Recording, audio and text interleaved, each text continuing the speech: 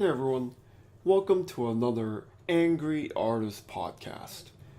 Now, as promised, I talked a lot about art theory recently, and I decided I wanted to change it back and go back into talking about some things with business and otherwise. So, in this audio, I'll be talking about pricing your art because I feel like it's something that a lot of people do not really understand, especially since art is subjective. I don't really blame people.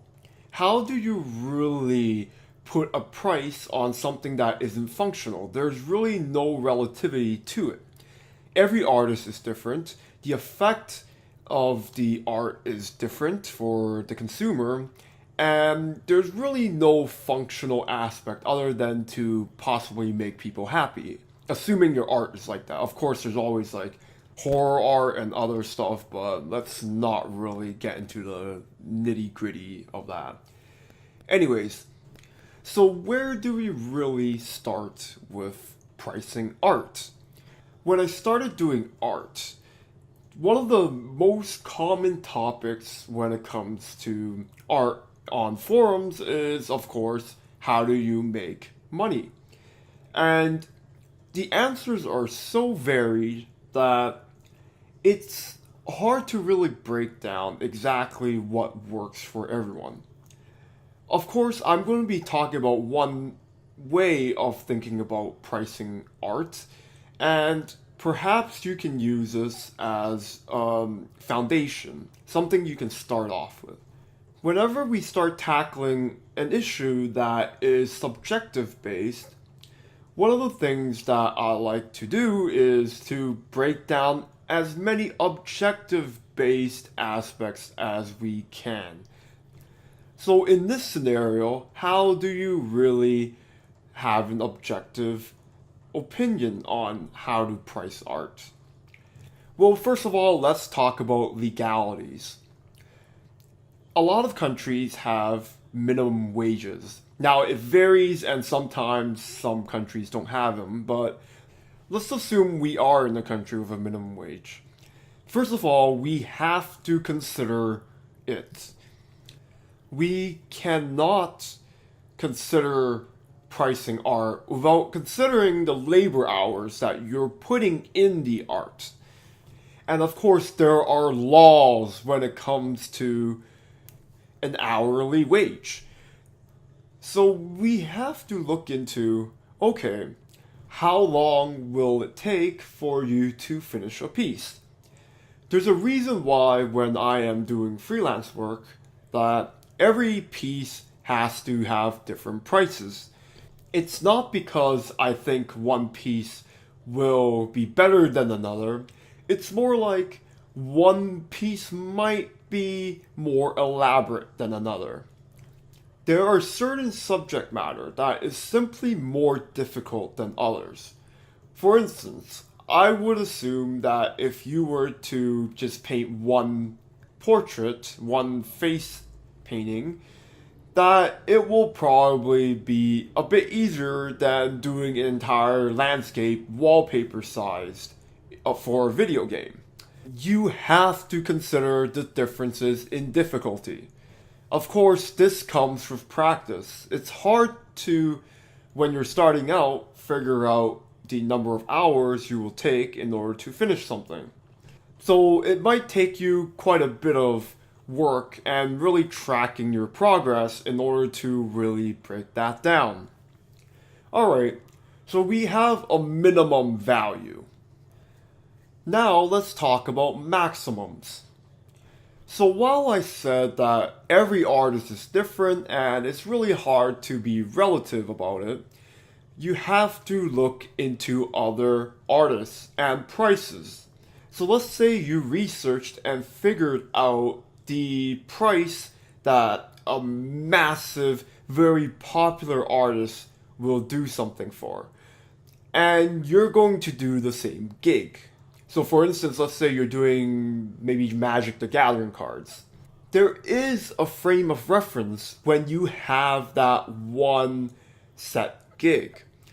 So again, if your big name artist makes maybe $1,000 for Magic the Gathering, and you're not as popular and you're doing the same gig for Magic the Gathering, perhaps you can relate your quotes with the quotes of that artist. So the point is to look into the market prices. What's reasonable for that particular gig? So while not everything will be one to one, let's say you're doing an independent card game and you only have prices for Magic the Gathering. Chances are Magic cards will probably pay better than some independent studio. But you have sort of that maximum. You know what is considered the peak of that particular gig. So try not to quote something completely unreasonable for that particular job. So on to the third point. Now I want to go back to the idea of using your time. You have to have a bit of cushioning when it comes to pricing your art. Now, let's say you just price the artwork as if you're gonna finish it within the minimum wage amount. Chances are there will be edits. Chances are you are spending your time even communicating to the client. So you have to consider those hours too. What I generally do is have a certain hourly wage and then add 20% to that because revisions are a big deal. You want to have something to cushion for you. You may run into gigs where it's literally the worst case scenario. And in the worst case scenario, you still want to make it fair for you. And of course, if you're using traditional media, then you will probably have to consider the prices for buying the materials. And see it as, hey, maybe you will make mistakes and you will need more paint than usual. So that's why I like to add that 20% to, again, cushion any problems that may arise during the gig. Last but not least, skill level is a big deal.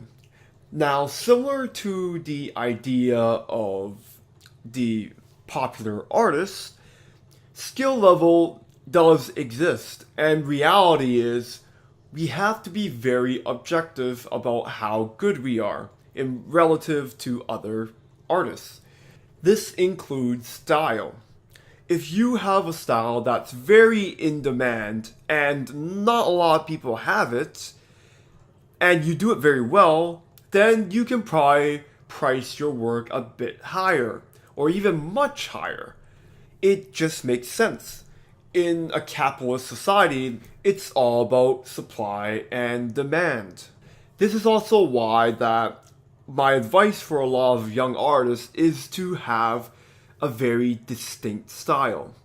You can look at any high level illustrator and you will notice that when you look at their work, you immediately know who did it. This comes from years and years of refining and really bringing it down. No artist is ever valuable if everyone else can do the same thing. Then you end up with a ton of supply. And reality is, clients will look for the lowest possible pay that they can give. That's business. It's not that I blame people, it's how business works. So if you become that artist and everyone knows your name and work, then nobody else can take away from you. And you will be able to price whatever is good. And of course, you still have to consider reasonable amounts. So don't expect to get like $100,000 for a card game. Basically, I made this audio because I, to be honest, really dislike really low value commissions. there are a lot better ways to value yourself than to open yourself to $5 commissions or something similar to that amount, which is completely unreasonable. Not only is it unreasonable for the artists themselves, but you lower the market value of everyone else. In the case where you feel that your only gigs are super low value, perhaps it's time to really look at the aspects I talked about and maybe perhaps change the way you approach business. Anyways, I hope that makes sense and that was helpful. Feel free to like and subscribe if you like these types of art videos. Anyways, thank you for listening and I'll see you next time.